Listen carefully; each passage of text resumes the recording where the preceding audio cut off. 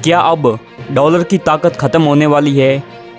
क्या अब भारत, रूस, चीन और साउथ अफ्रीका मिलकर एक नया आर्थिक इतिहास लिखने जा रहे हैं? ब्रिक्स देशों ने जो नया पेमेंट सिस्टम लॉन्च किया है वो अमेरिका को सीधी चुनौती दे रहा है। तो आइए समझते हैं क्या है ब्रिक्स का नया पेमेंट सिस्टम और ये दुनिया को कैसे बदल सकता है।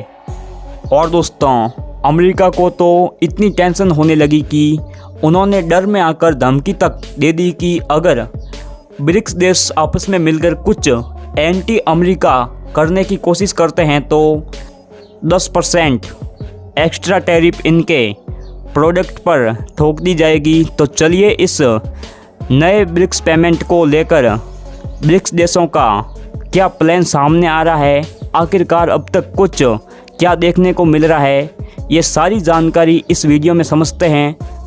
लेकिन वीडियो में आगे बढ़ने से पहले वीडियो को एक लाइक और चैनल को सब्सक्राइब ज़रूर कीजिए। साथ ही इसको लेकर आपका क्या कहना है कमेंट बॉक्स में ज़रूर बताइए। देखिए, ब्रिक्स आज एक ऐसा संगठन बन चुका है जिसकी चर्चा पिछले 1.5-2 साल से रुकने का नाम ही नहीं ले रही है।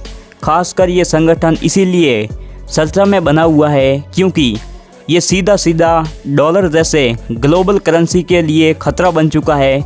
लेकिन जिस तरीके से अमेरिका और यूरोपीय देश के साथ साथ सभी पश्चिमी देश की चिंताएं अब देखने को मिल रही है, इससे साफ है कि अगर ये संगठन पहले ही इस फॉर्म में आ गया होता तो वही कंट्रोल भारत, रूस और चीन के पास होता, ना कि पश्चिमी देशों के पास। लेकिन आज वो कंट्रोल भारत, रूस, चीन जैसे कंट्रीज़ के पास है ही नहीं। और ऐसा इसीलिए क्योंकि आज के समय अमेरिका के स्विफ्ट पेमेंट सिस्टम और डॉलर का दबदबा चलता है। इसीलिए भारत, चीन, रूस जैसे देश भले ही दुनिया के कोने कोने में बसे देशों के साथ अपना व्यापार करते हैं, लेकिन वो जब भी पेमेंट लेने की बारी आती है तो उसमें अमेरिकी स्विफ्ट पेमेंट का सिस्टम और डॉलर के ऊपर मजबूरन डिपेंडेंट होना पड़ता है।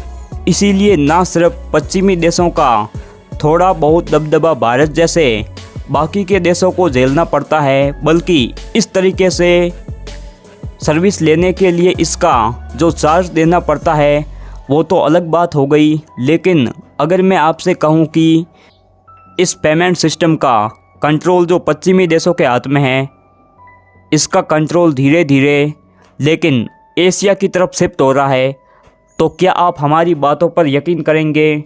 फ़िलहाल आपको यकीन हो या ना हो, लेकिन अब यही वास्तविकता बन चुका है।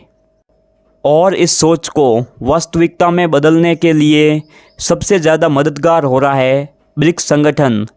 दरअसल ब्रिक्स संगठन का मतलब है ब्राज़ील, रसिया, इंडिया, चीन और साउथ अफ्रीका।